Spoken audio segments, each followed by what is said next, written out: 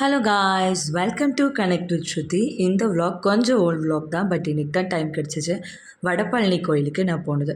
என்னோடய ரொம்ப நாள் ஆசை வடபழனி கோயிலுக்கு போகணும் அப்படின்ட்டு. ஸோ அன்றைக்கி தான் போயிருந்தேன். ரொம்ப சூப்பரான தரிசனம். ஃபஸ்ட்டு நாங்கள் போகையில் கூட்டமே இல்லை. பட் நான் பார்த்ததுக்கப்புறமா சரியான கூட்டம். எந்தெந்த முருகன் கோயிலுக்கெல்லாம் என்னால் போக முடியலையோ அந்தந்த முருகனெல்லாம் வந்து வடபழனி தூண்லேயே தரிசித்தேன். நீங்களும் போனாலும் கண்டிப்பாக ஒரு தூணையும் வந்து நீங்கள் உன்னிச்சு பாருங்கள். ஏன் அப்படின்னா அதில் ஒவ்வொரு சாமியோட இதுவும் இருக்குது. நான் சிறுவாபுரி போகணுன்னு ரொம்ப ஆசைப்பட்டேன். பட் சிறுவாபுரி போக முடியல.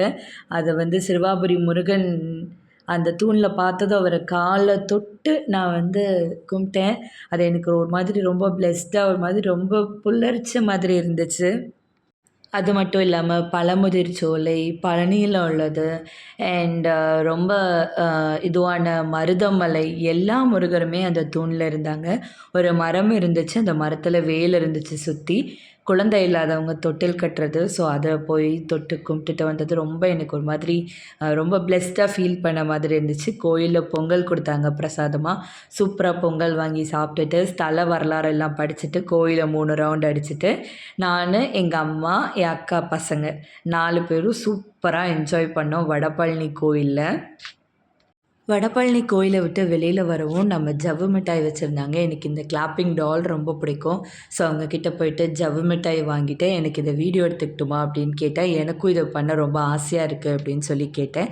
அவங்களும் இந்தாங்கம்மா பண்ணிக்கோங்க அப்படின்ட்டு எனக்கு பண்ணுறதுக்காக கொடுத்தாங்க. அந்த வீடியோவை பாருங்கள். அப்படியே அங்கே பாருங்கள், இங்கே முன்னாடி பாருங்கள், இப்படி பாருங்கண்ணா, நல்லா இன்னும் கொஞ்சம் போஸ்தான் அங்கே பாருங்கள் முன்னாடி எடுத்துட்டியா? அவங்க வைக்கிற மாதிரி கொஞ்சம் க்ளோஸாக வரலையே, நல்ல டைட்டாக இருக்கும்னு.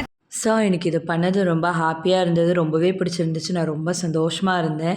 அந்த கிளாப்பிங் டாலை பார்த்து நானே ரொம்ப என்ஜாய் பண்ணேன். அப்படியே பக்கத்தில் பார்த்தா சூப்பராக ஒரு பெருமாள் கோயிலுங்க. கரெக்டாக வாசலை விட்டு வெளியில் வந்தீங்கன்னா ரைட் சைடில் இருக்குது. அருள்மிகு ஆதிலட்சுமி தாயார் சமதேஸ்வரி ஆதிமூலப்பெருமாள் திருக்கோயில் அப்படின்னு சொல்லிட்டு, அதாவது 600 வருஷம் பழமையான திருக்கோயிலாம். ரொம்ப சூப்பராக இருந்தது. பெருமாள் சன்னதியில் தலையில் நாகத்தோட பெருமாள் எழுந்தருளி இருக்கார். பக்கத்துலேயே வந்து பெருமாளோட ஒய்ஃப் இருக்காங்க 2 பேரும். அண்ட் அந்த கோயிலில் வந்து ஸ்பெஷலாக ஒரு மரம் இருக்குதுங்க.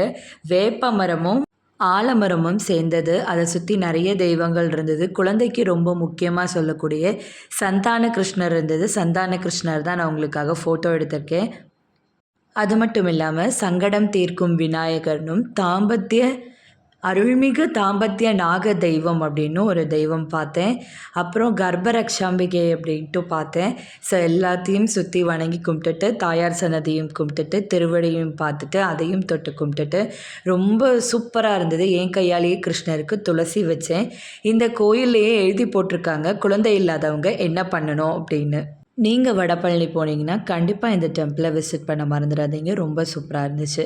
அப்படியே சும்மா பசி வந்துடுச்சுங்க. அதனால் சாப்பிடலாம் அப்படின்னு சரவணபவன் ஹோட்டல் போனோம். போயிட்டு நான் வந்து சாம்பார் கீ இட்லி ஆர்டர் பண்ணேன். 14 பீசஸ் இருந்துச்சு. நல்ல டேஸ்ட்டாக இருந்தது. அம்மா வந்துட்டு வெங்காய ஊத்தப்பம் ஆர்டர் பண்ணாங்க அண்ட் சோலா பூரி, அது கூட ஒரு ஸ்பெஷல் தோசை, அப்புறம் ஒரு கீ ரோஸ்ட், அந்த மாதிரி சூப்பராக ஆர்டர் பண்ணோம். அப்புறம் ஒரு செட் பரோட்டா ஆர்டர் பண்ணோம். நல்லா டேஸ்ட்டாக இருந்தது. ஃபுட் எல்லாமே ரொம்ப டேஸ்ட்டாக இருந்தது. நல்லா கேட்க சர்வ் பண்ணாங்க. நல்லா சர்வ் பண்ணாங்க. ரொம்ப சூப்பராக இருந்துச்சு.